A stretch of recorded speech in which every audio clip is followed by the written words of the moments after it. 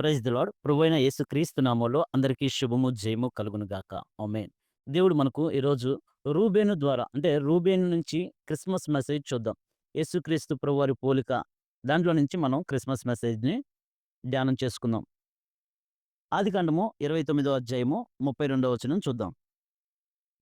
లేయా గర్భవతి అయి కుమారుని కని, యెహోవా నా శ్రమను చూచియున్నాడు గనుక నా పెనిమిటి నన్ను ప్రేమించును గదా అనుకుని అతనికి రూబేను అని పేరు పెట్టెను. దేవుడు లేయా పడిన శ్రమను చూచాడు. లేయా పడిన శ్రమను చూచి రూబేనుని ఇచ్చాడు దేవుడు.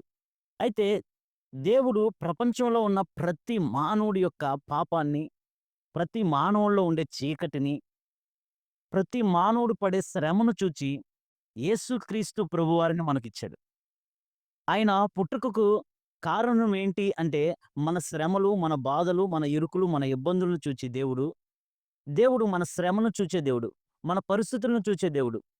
కాబట్టి మన శ్రమల నుంచి, మన పాపం నుంచి మనకి విడుదల కొరకు యేసుక్రీస్తు ప్రభువారిని మనకు భూమి మీదకి పంపించాడు. మత్తయి సువార్త 1 అధ్యాయం 21 వచనం చూద్దాం. ఆమె ఒక కుమారుని కన్నును, తన ప్రజలను వారి పాపముల నుండి ఆయనే రక్షించును గనుక ఆయనకు యేసు అను పేరు పెట్టబడును.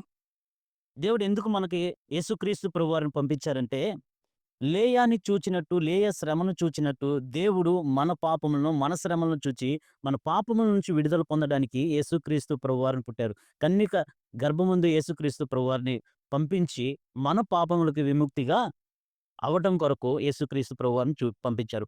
అలాగే ఆదికాండము 37వ అధ్యాయము 21వ వచనం చూద్దాం. ఆదికాండము 37వ అధ్యాయం 21వ వచనం చూద్దాం. రూబేను ఆ మాట విని, మనము వానిని చంపరాదని చెప్పి వారి చేతిలో నుండి పడకుండా అతనిని విడిపించెను. అయితే రూబేను ఏం చేశాడంటే, యేసోపుని చంపకుండా తన అన్నల దగ్గర నుంచి, తన తమ్ముల దగ్గర నుంచి యేసోపుని చంపకుండా ప్రయత్నం చేశాడు. ఆ చిన్నవాడిని మనం చంపకూడదు అని ప్రయత్నించాడు గానీ, సంపూర్ణంగా ప్రయత్నం చేయలేకపోయాడు. సంపూర్ణంగా రక్షించలేకపోయాడు. కానీ యేసుక్రీస్తు ప్రభువారు రూబేను ఎలాగా యేసోపు ప్రాణాన్ని రక్షించడానికి ప్రయత్నించాడో, అలాగే యేసుక్రీస్తు ప్రభువారు గూడా మన కొరకు ఎందుకొచ్చారంటే, లూకాసు వార్త 9వ అధ్యాయము 56వ వచనం చూద్దాం. అయితే రూబేను బలహీనుడు. రూబేను పాపం చేసి బలహీనతలో పడిపోయి జ్యేష్ఠత్వాన్ని కోల్పోయాడు.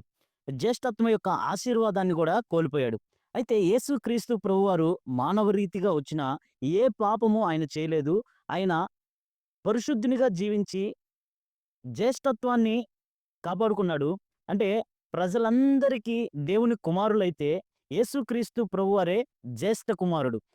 అయితే ఆయన పాపం చేయకుండా పరిశుద్ధుడిగా జీవించి మనల్ని కోల్పోయిన మహిమను, కోల్పోయిన ఆశీర్వాదాన్ని మనకివ్వడం కొరకు దేవుడు యేసుక్రీస్తు ప్రభువారిని శరీరధారిగా పంపించాడు. అయితే ఆయన మన కొరకు ఎంతో ప్రయాసపడి, ఎంతో శ్రమలు అనుభవించి, మనకు పరలోక రాజ్యం ఇవ్వడానికి ఆయన సిలువలో సొగసైనను లేదు, స్వరూపమైననో లేదాయనకి. అంతగా నలగగొట్టబడి, చివరి రక్తపు బొట్టు వరకు ఎందుకు ఆయన కార్చారు రక్తాన్ని అంటే, నీ కొరకు, నా కొరకు, మన పాపముల నిమిత్తమే ఆయన వెల చెల్లించి, మనకు నిత్య జీవనం ఇవ్వడానికి ఆయన శరీరధారిగా వచ్చి, కన్యక గర్భమందు జన్మించి, మనకు పరలోక రాజ్యాన్ని ఇవ్వడానికి కొరకు ఆయనొచ్చాడు. దేవుడు మన బాధను చూచి యేసుక్రీస్తు ప్రభువారిని పంపించారు. మన ప్రాణము రక్షించడానికి యేసుక్రీస్తు ప్రభువారు భూమి మీదకొచ్చారు. కోల్పోయిన ఆశీర్వాదాన్ని, కోల్పోయిన మహిమను మనకివ్వడం కొరకు. ఎలాగైతే రూబేను ఆశీర్వాదం కోల్పోయాడో, రూబేను జ్యేష్ఠత్వం కోల్పోయాడో, అలాగే అట్టి జ్యేష్ఠత్వాన్ని, అట్టి ఆశీర్వాదాన్ని మనకివ్వడం కొరకు ఆయన జ్యేష్ఠ కుమారుడుగా, శరీరధారిగా కన్యక గర్భమందు వచ్చారు. ఇది యేసుక్రీస్తు ప్రభువారి యొక్క పుట్టుకకు కారణములు. అయితే ఎవరైతే యేసుక్రీస్తు ప్రభువారిని సొంత రక్షకునిగా చేర్చుకుంటారో, ఎవరైతే హృదయమందు విశ్వసించి నోటితో ఒప్పుకుంటారో వారికి కోల్పోయిన ఆశీర్వాదం, కోల్పోయిన మహిమ, వారు రక్షించబడతారు. వారి బాధను దేవుడు చూసి విమోచన దయచేస్తాడు. కాబట్టి ఇట్టి కృప దేవుడు మనకు, మన కుటుంబంలో ఉన్న ప్రతి ఒక్కరికి దేవుడు దయచేయునుగాక. ఆమేన్. కృపగల దేవా, దయగల తండ్రి, ప్రేమ కలిగిన మా ప్రియమైన, ఘనమైన పరలోకపు తండ్రి, పరిశుద్ధమైన గొప్ప దేవ, మీకు వందనాలు, స్తుతులు, స్తోత్రాలు చెల్లించుకుంటున్నాం ప్రభువా. అయ్యా మరి నాయన లేయా శ్రమను చూచి నాయన ఎలాగ రూబేన్‌ను పంపించారో మా యొక్క పాపమును, మా యొక్క చీకటి బ్రతుకులను, మా యొక్క తండ్రి అవిధేయతను చూచి, అయ్యా మా పాపముల నుంచి నాయనా మమ్మల్ని విడిపించడానికి, మా ప్రాణములను రక్షించడానికి, కోల్పోయిన ఆశీర్వాదాన్ని మరి తిరిగి మళ్ళా మాకివ్వడానికి మీరు ఈ భూమి మీదకొచ్చారు ప్రభువా. అట్టి కార్యంను బట్టి మీకు వందనాలు, స్తుతులు, స్తోత్రాలు చెల్లించుకుంటున్నాం. అయ్యా మీరు ఎందు నిమిత్తం వచ్చారో ప్రభువా, అవన్నీ మేము పొందుకున్నట్లుగా నాయనా మీరే కృప దయచేయండి. ఇట్టి కృప మాకు నాయనా మా కుటుంబంలో ఉన్న ప్రతి ఒక్కరికి దయచేస్తారని నమ్ముతూ, విశ్వసిస్తూ నజరేయుడైన యేసుక్రీస్తు నామంలో అడిగి పొందుకొని ఉన్నాం మా ప్రియ పరలోకపు తండ్రి. ఆమేన్.